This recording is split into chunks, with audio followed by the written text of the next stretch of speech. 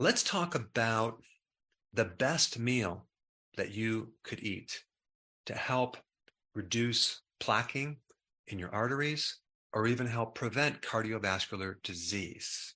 Now, I've done a lot of videos on what to avoid to prevent heart disease. Today, I'm going to primarily focus on what to eat, okay? But we first have to give you a little background of what is going on behind the scenes as far as a cardiovascular disease. And primarily, we're going to talk about plaque. Now, what is in plaque? Plaque is a combination of calcium, protein, and cholesterol. Many times the calcium is the result of biofilms. So what's a biofilm? It's a colony of microbes that these microbes have built these little calcium igloos or shells to protect themselves so they can go underneath the radar. So when you see calcium plaque in the arteries, underneath that plaquing, there could be a microbial community. And biofilms tend to accumulate on roughened edges, right? If the arteries were nice and smooth and strong, they probably would never accumulate on the arteries. But the question is, what causes them to get stuck on the inside of the artery wall, in your coronary artery, for example?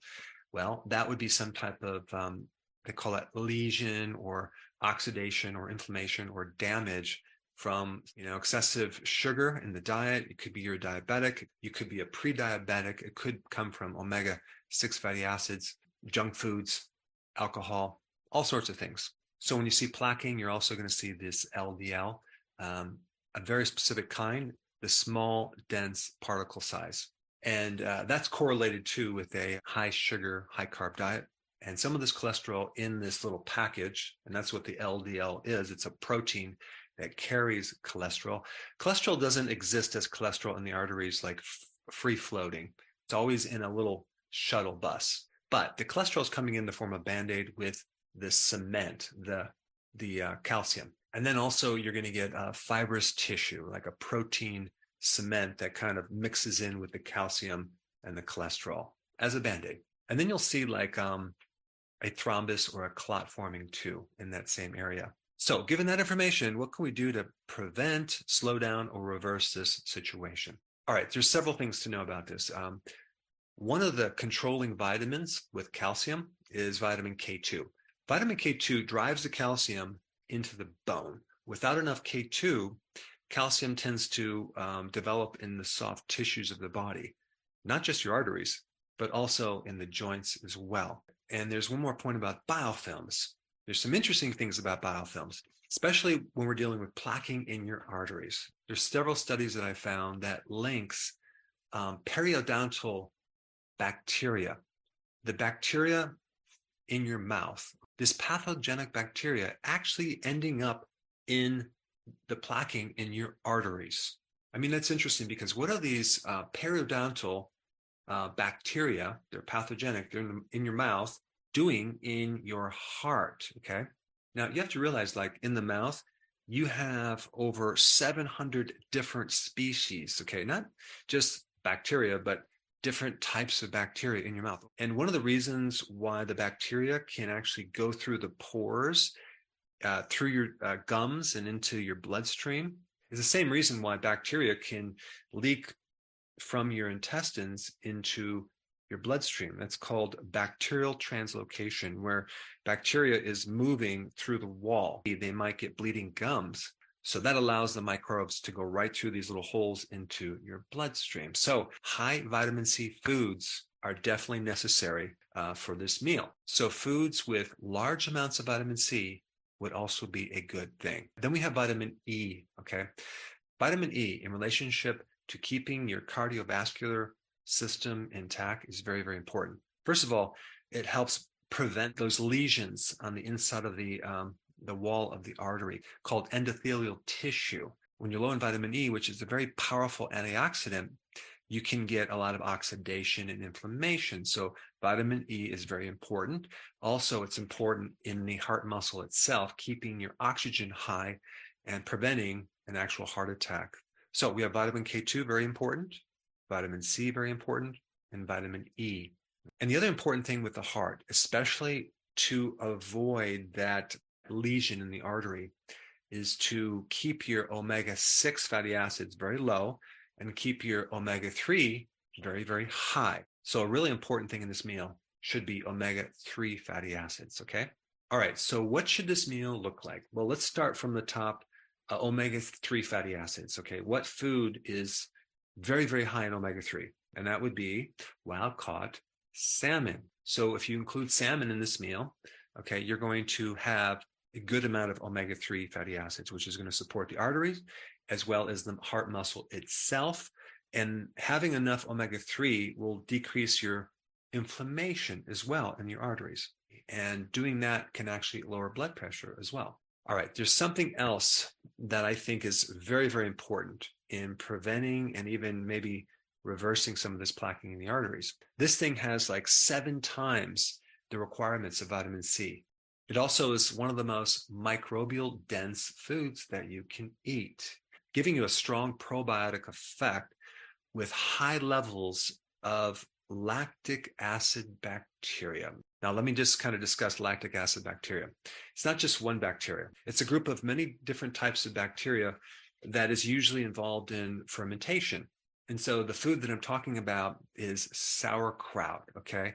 That is a fermented cabbage product. And sauerkraut is loaded with this lactic acid bacteria. And lactic acid bacteria as a standalone thing is very interesting because it can act as an ACE inhibitor to help lower blood pressure. It can inhibit biofilms, which is very, very cool. It can decrease the risk of cardiovascular disease by supporting your gut. There is a huge relationship between a healthy gut with the right microbes and a healthy heart. Also, this lactic acid bacteria can help regulate LDL cholesterol, especially the small, dense particle size LDL. And having enough of this lactic acid bacteria can enhance your production of secondary bile salts, which can help the absorption of more vitamin E, vitamin D, and vitamin K2. All 3 of those are fat soluble and can greatly support the cardiovascular tissue. And it just so happens that sauerkraut is loaded with vitamin K2. Now, normally vitamin K2 is in like certain hard cheeses, fats, but microbes can also make K2. Just to summarize what sauerkraut is, it's a superfood for the heart. It supports the gut lining to prevent these microbes from traveling through a leaky gut up into the heart. It has many different diverse types of microbial entities that can greatly help you in many different ways. And then sauerkraut's loaded with vitamin K2 to keep the calcium out of the arteries. It's loaded with vitamin C, like I said before, 7 times the RDA. So that gives you a tremendous amount of vitamin C that can directly inhibit biofilms as well as act as an antioxidant in your arteries, preventing these lesions or damage to the wall of the arteries. Remember, the biofilms can only stick to an area that's roughened or irritated. So if your arteries are smooth, they can't quite stick to the inside of your arteries to form the plaquing in the first place. And the last part of this meal is a big arugula salad with several things in it, which I'm going to cover. But arugula as a vegetable is a superior salad green compared to regular lettuce because, first of all, it's cruciferous, so it's really good for the liver. It's bitter. It has blood glucose lowering properties. It's loaded with something called DIM, which can help lower biofilms directly. It also has fiber to feed the bacteria, and it's also loaded in potassium, which can help keep the arteries softened so your blood pressure can stay normal. And then, of course, on that salad, I would put extra virgin olive oil, the real stuff. It has significant effects on blood pressure. Not to mention, it has very powerful anti-inflammatory effects as well. Then I would also add apple cider vinegar, but you can also use balsamic vinegar red. But the acetic acid in the vinegar has many properties to help lowering the risk of cardiovascular disease. It's great for helping regulate your blood sugar. It can help regulate your cholesterol. It can help mobilize your bile salts, and it has anti-inflammatory properties. And then if you add sunflower seeds, okay, we can spike more vitamin E. And like I said before, vitamin E is very, very important. Now, the next thing I want to talk about is a hard cheese, okay? Hard cheeses are loaded with vitamin K2. And the type of cheese I would recommend is called Parmigiano. Now, I probably did not pronounce that exactly like I should, but the American translation from Italian is Parmesan. But apparently, there's been a lot of lawsuits involving this topic because apparently Kraft trademarked this English translation from the real Parmesan cheese in Italy, because the real Parmigiano version of that cheese is only produced by a collective group of farmers in northern Italy that keep their standards very, very high. And this has been going on since the Middle Ages. It wasn't until only fairly recently that Kraft came in there and started to make it. But unfortunately, there's a big difference in how they make it in America versus how they make it in Italy. In Italy, they age it for like 1 to 3 years, compared to in America, I think they age it for 10 months.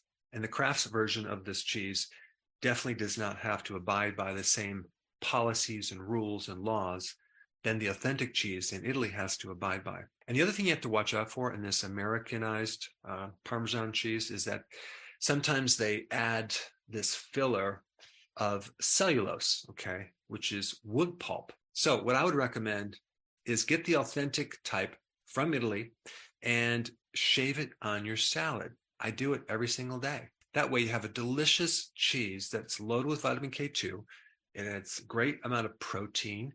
There's probiotics in this product, and it's an incredible product. I actually went to one of the farms where they create this cheese, and I was blown away at what they feed the cows to make sure the microbes are just right, and the soils that they grow the grass on for the cows. They don't get fed grain. It's all grass. And the amount of work that goes in to make this cheese and keep it a really standard process is mind-blowing.